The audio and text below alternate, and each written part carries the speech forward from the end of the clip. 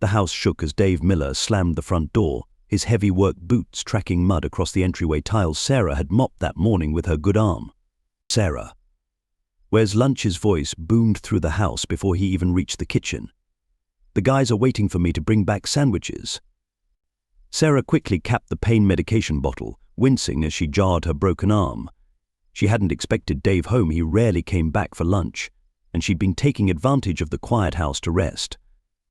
"I didn't know you were coming home," she said, her voice automatically shifting into the appeasing tone she'd developed over years of trying to diffuse his anger. "I can make something quickly." Dave appeared in the doorway, his 6'2" frame blocking the light. His face darkened when he saw her sitting instead of preparing food. "What are you doing just sitting around? You think that cast gives you an excuse to be lazy?" He stalked toward her, gesturing at her arm. "My mother raised 4 kids with no help, and she never sat around complaining about being tired." Sarah stood, moving toward the refrigerator. "I'm not complaining, Dave. I just didn't know." "You never know anything, do you?" Dave cut her off, his voice rising. "Can't even handle the simplest tasks. What do you even do all day?" Sarah began pulling out bread, deli meat, and condiments, trying to work quickly despite having only one functional arm. The cast made everything awkward, and pain radiated from her elbow to her shoulder. "I cleaned the bathroom and did laundry this morning," she said quietly, focusing on the sandwich assembly. "And I graded some student art projects that Ms. Jenkins dropped off." "Oh, your precious little job," Dave sneered, leaning against the counter, "drawing pictures with kids. Real important work. Meanwhile, I'm breaking my back providing for us, and I can't even get a damn sandwich when I need one." Sarah worked faster, her good hand trembling slightly as she spread mustard on the bread. She could feel Dave's impatience growing, the familiar tension building in the room like an approaching storm. "These will be ready in just a minute," she said, trying to keep her voice steady. "How many do you need?" Dave checked his watch and slammed his hand on the counter, making Sarah jump. "This is taking too long." The guys are waiting. His face flushed red, a vein pulsing in his forehead, the warning sign Sarah had learned to fear. "Can't you do anything right?" Before Sarah could respond, Dave seized her broken arm, squeezing just above where the cast ended. White-hot pain exploded through Sarah's body. "Make lunch." Each word was punctuated by a shake of her injured arm. "Stop making excuses and do your job." Tears sprang to Sarah's eyes as she gasped for breath through the pain. Dave released her arm with a disgusted sound and shoved her toward the counter, causing her to crash against it. "Pathetic," he muttered. "Absolutely pathetic." Something shifted in Sarah then. Perhaps it was the pain chemicals flooding her system, perhaps it was the culmination of 8 years of abuse, or perhaps it was simply time, the moment when a human being can take no more. She straightened slowly, her injured arm cradled against her body, and turned to face her husband. "Let's see how brave you are," she said, her voice barely above a whisper. Dave froze, unaccustomed to any response besides apologies or silence. "What did you just say to me?" Sarah's heart pounded in her chest, but her voice grew stronger. "I said, let's see how brave you are, Dave. You're so strong when you're hurting someone who can't fight back. Someone with a broken arm. Someone smaller than you." Dave's face contorted with fury. "You watch your mouth." No, Sarah interrupted, surprising them both. "You watch yours. And your hands. Because everything that just happened, the neighbors heard it, and they've been hearing it for years." Dave glanced instinctively toward the window, his confidence faltering for a split second. "You're lying," he said, but uncertainty had crept into his voice. Sarah reached slowly into her pocket and pulled out her phone. On the screen was an active call to 911, running for the past 3 minutes. "I'm not lying, Dave. Not anymore." Dave's face drained of color. He lurched forward to grab the phone, but Sarah quickly stepped back, raising her voice for the dispatcher to hear. "My husband just assaulted me, grabbing and shaking my broken arm. I'm at 1472 Maple Street. He's escalating and I fear for my safety." "You stupid," Dave lunged again, but stopped abruptly at the sound of sirens in the distance. Sarah maintained eye contact with him, years of fear transforming into something else, not fearlessness exactly, but a determination that transcended fear. They've been documenting my injuries at the hospital for years, Dave. Dr. Ramsey has been building a file. My teaching colleagues have photographs. My sister has saved every text where I made excuses for what you did. Sarah's voice was steady now. I was too afraid to use any of it before, but I'm not afraid anymore. Dave's expression cycled through shock, rage, and finally, as the sirens grew louder, panic. You can't do this to me, he said, his voice hoarse. My business, my reputation. Your reputation, Sarah echoed incredulously. What about my broken bones? My bruises? My dignity? The sirens stopped outside their house. Through the kitchen window, red and blue lights flashed across their manicured lawn. This is your doing, Dave hissed, backing toward the rear door. You'll regret this. Sarah stood taller, though pain still radiated through her arm. The only thing I regret is not doing it sooner. A loud knock came at the front door, followed by a commanding voice police. Open up. Dave hesitated, looking torn between confrontation and escape. In that moment, seeing his indecision, Sarah recognized something she'd never seen before in her abuser fear. Not so brave now, are you? She said quietly. As officers entered their home, Sarah felt an impossible mix of terror and relief wash over her. Whatever happened next would be difficult. She harbored no illusions about the challenging road ahead. But as Dave was read his rights, his face a mask of disbelief that his actions would actually have consequences, Sarah knew she had crossed a threshold from which there would be no return. And despite everything, that knowledge felt like freedom. Seen a small apartment, 3 weeks later. Sarah is unpacking boxes, her car still on but decorated now with colorful designs. Her sister Melissa helps while Sarah's phone continues to buzz with notifications. Another message from the support group, Sarah said, glancing at her phone. 3 women reached out after the newspaper article ran. Melissa placed a framed photo on the bookshelf Sarah with her elementary school students at last year's art show. That makes what, 15 women in 2 weeks? You're becoming a local hero, sis. Sarah shook her head. I'm no hero. I just finally did what I should have done years ago. The aftermath of Sarah's stand against Dave had been both harder and easier than she'd anticipated. Harder because the systems designed to protect domestic violence survivors were imperfect at best, restraining orders that required her to face Dave in court, police officers who seemed skeptical until they saw her medical records, well-meaning friends who asked why she hadn't left sooner. Easier because for the first time in nearly a decade, Sarah slept without fear. She breathed without constantly monitoring another person's mood. She existed without apologizing for the space she occupied. The criminal charges against Dave included assault, battery, and violation of a protection order when he'd attempted to contact her through mutual friends. His construction business partners had bought out his share after clients began canceling contracts. His family, initially defensive, had grown quiet after seeing the photographic evidence collected by Sarah's doctor over the years. The prosecutor called again, Melissa said, breaking into Sarah's thoughts. They want to confirm you're still willing to testify. Sarah paused her unpacking, looking around the small but sunny apartment she'd rented in a secure building across town. It wasn't her dream home, but it was safe. It was hers. I am, she said finally. But that's not all I want to do. Melissa raised an eyebrow. What are you thinking? Sarah moved to the kitchen table where her laptop sat open. On the screen was a draft of a blog post titled After the Broken Arm, Finding Strength in Survival. The hospital social worker connected me with the domestic violence center downtown, Sarah explained. They're starting a new outreach program for women who don't know how to leave. They asked if I'd share my story. Melissa sat beside her sister, reading the first paragraph of the draft. Are you sure you're ready for that? Going public means. It means Dave's friends and family will hate me even more, Sarah finished for her. It means some people will judge me for staying as long as I did. It means reliving everything when I'm still having nightmares about it. She took a deep breath. But it also means maybe someone else finds the courage to make that 911 call before they end up with worse than a broken arm. The sisters sat in silence for a moment, the weight of those words hanging between them. You know what haunts me most, Sarah said finally. Not the abuse itself, but the moments I normalized it. When he'd apologize after hurting me, and I'd think, At least he's sorry when he'd go weeks being charming and loving, and I'd convince myself the bad times were just anomalies. Exceptions.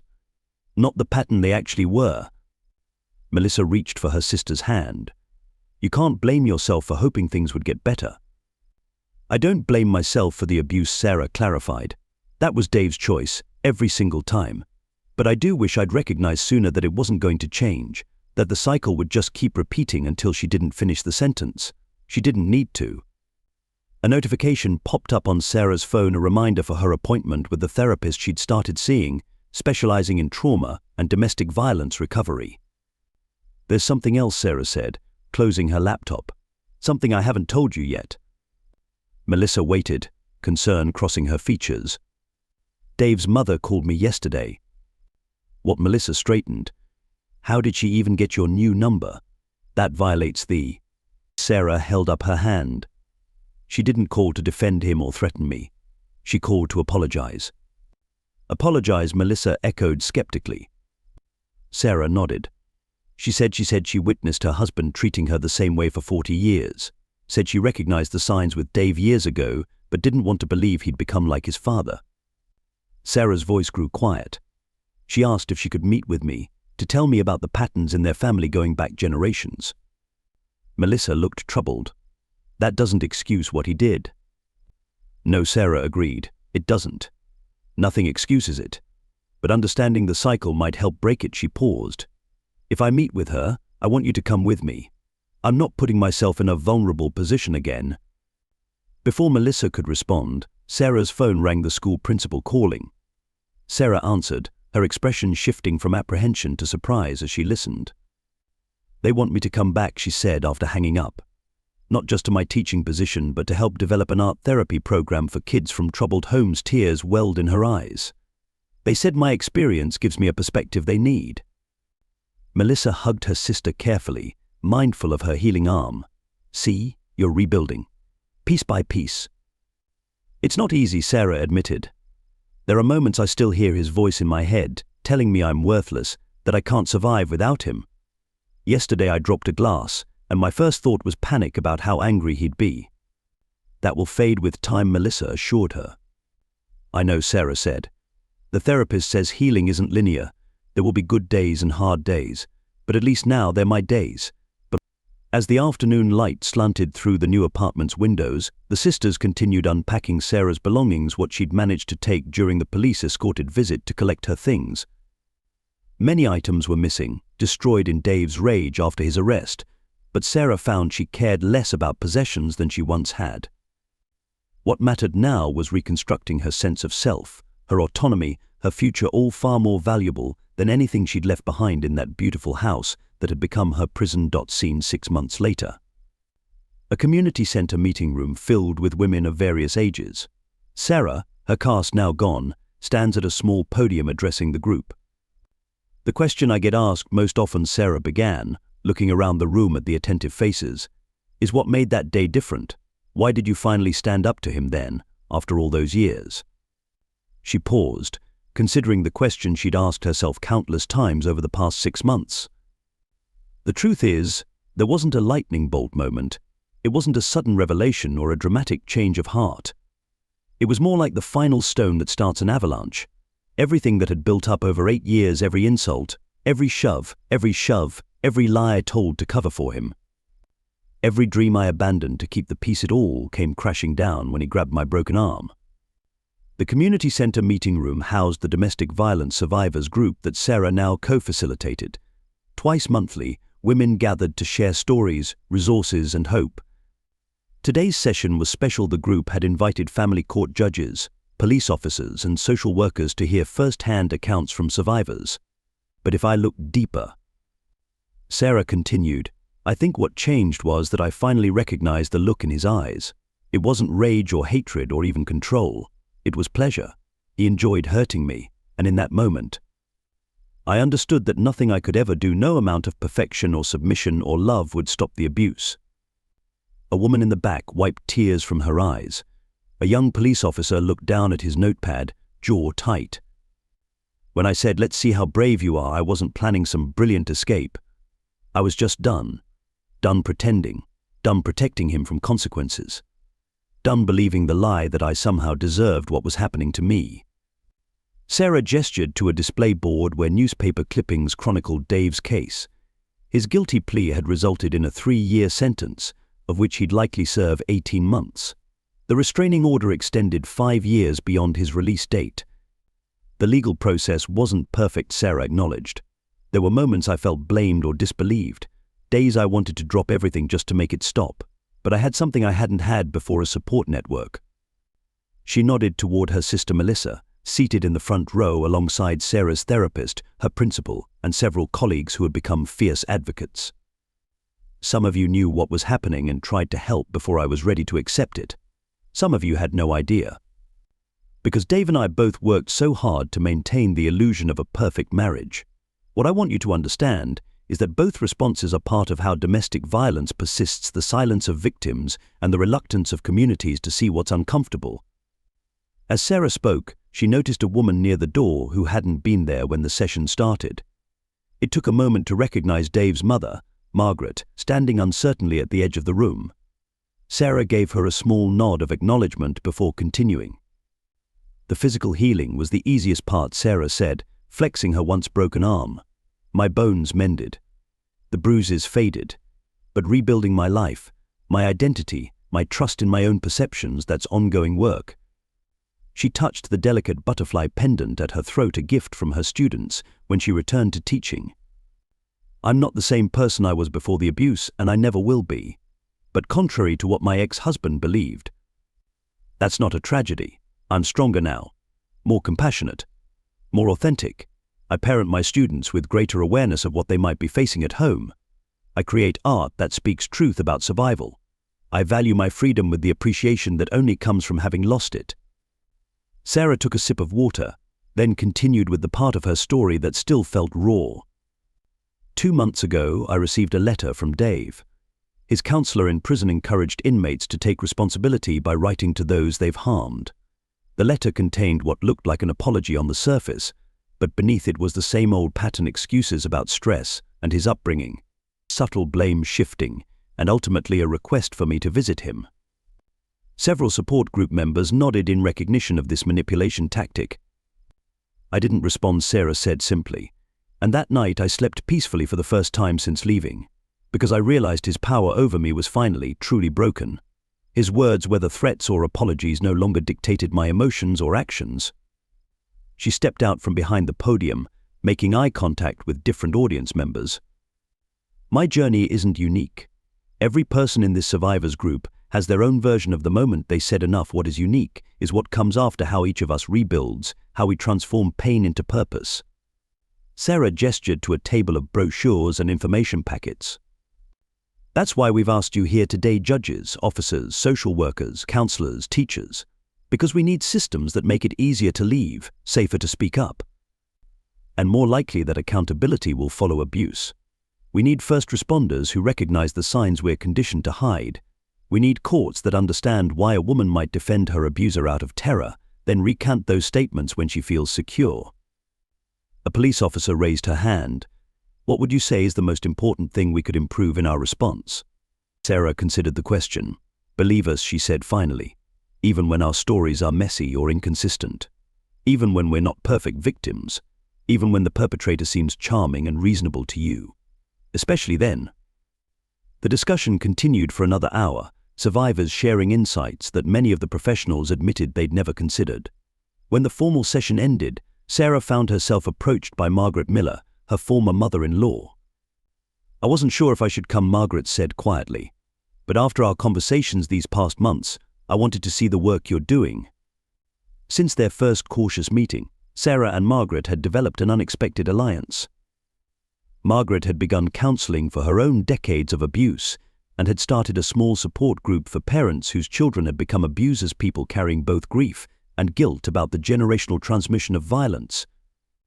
I'm glad you're here, Sarah said genuinely. The court liaison mentioned 3 new families in the supervised visitation program. They might benefit from your perspective. Margaret nodded, her eyes showing the same mix of sorrow and resolve that Sarah often felt. I'll reach out to them, and I brought something for you. She handed Sarah a small wrapped package. Inside was a hand-bound journal, its cover decorated with pressed flowers. "For your writing," Margaret explained. "The blog you started has helped so many women. I thought you might want something special for when you begin your book." Sarah ran her fingers over the handmade cover. "Thank you. I'm still not sure I have a book in me, but the therapist says documenting everything helps process it." "You have more than a book in you," Margaret said with unexpected firmness. "You have a voice that needs to be heard." As the community center emptied, Sarah gathered her materials, reflecting on the unexpected turns her life had taken. 6 months ago, she couldn't have imagined standing confidently before a room of people, advising professionals, planning a book, or finding common ground with her abuser's mother. She certainly couldn't have imagined the message she'd received that morning from a woman in Arizona who had read Sarah's blog and left her own dangerous situation as a result. "That's why I do this," Sarah thought as she looked around the now empty room. "Not because I'm healed or perfect or exceptionally brave, but because speaking truth creates space for others to recognize their own scene 1 year after Dave's arrest." Sarah sits in a small television studio, preparing for an interview about her newly published book, Let's See How Brave a Survivor's Journey from Silence to Strength. "We're live in 3, 2, the producer pointed silently at the host, signaling the start of the broadcast. "Welcome back to Community Spotlight," the interviewer began. "Today we're joined by Sarah Miller, former elementary school teacher turned author and advocate, whose memoir has landed on the national bestseller list and sparked conversation about domestic violence intervention. Sarah, thank you for being here."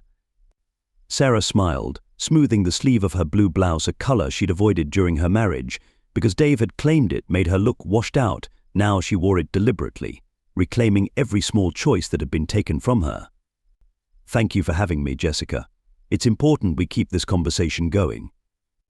The interviewer held up Sarah's book. "Your memoir begins with the confrontation that changed everything the moment you stood up to your abuser and said, 'Let's see how brave you are.' That phrase has become something of a rallying cry. Did you have any idea the impact those words would have?"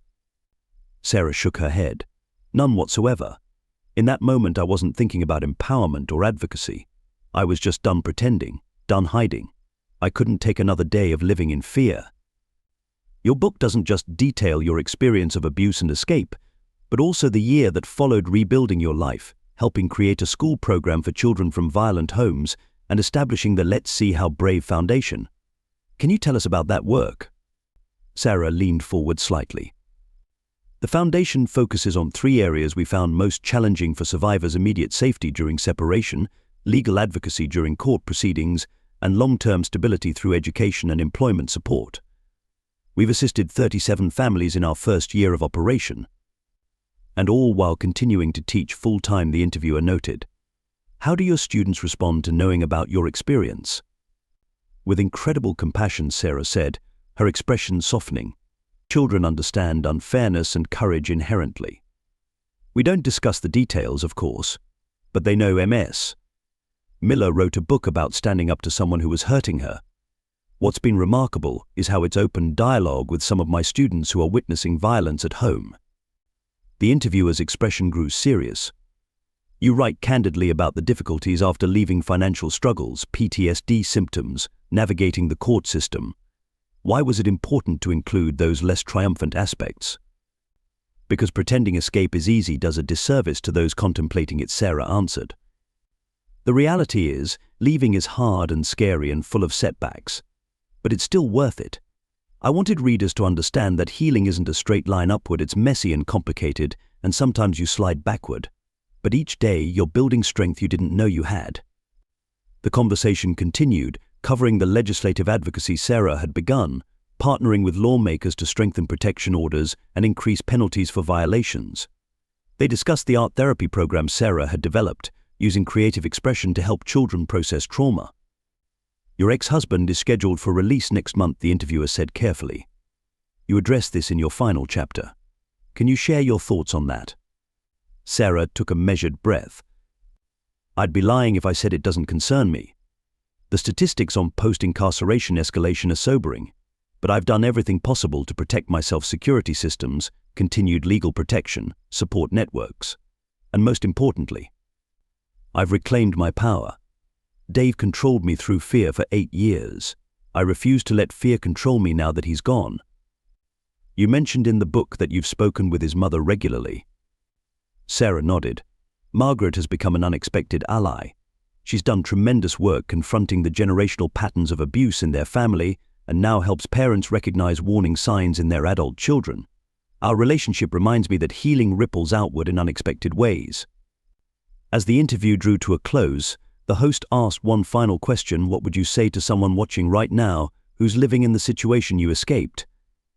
Sarah looked directly into the camera. I would say I believe you.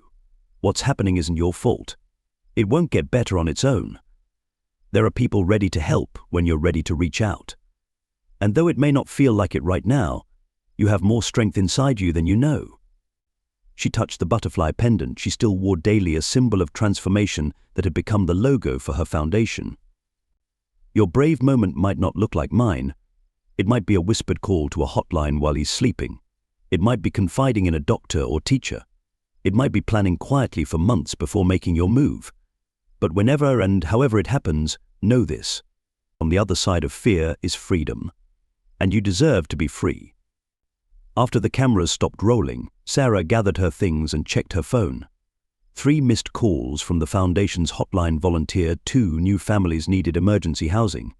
A text from her sister about final preparations for the fundraising gala that weekend. An email from her publisher about the book's second printing. A life full of purpose, connection, and yes, ongoing challenges, but no longer defined by fear. As Sarah stepped outside the studio, she paused to feel the spring sunshine on her face. 1 year ago, she couldn't have imagined standing here, having reclaimed not just her safety but her voice. The road hadn't been easy, and there were still difficult days ahead, but she faced them now with hard-won wisdom and genuine hope. How did it go? Asked Melissa, waiting beside her car.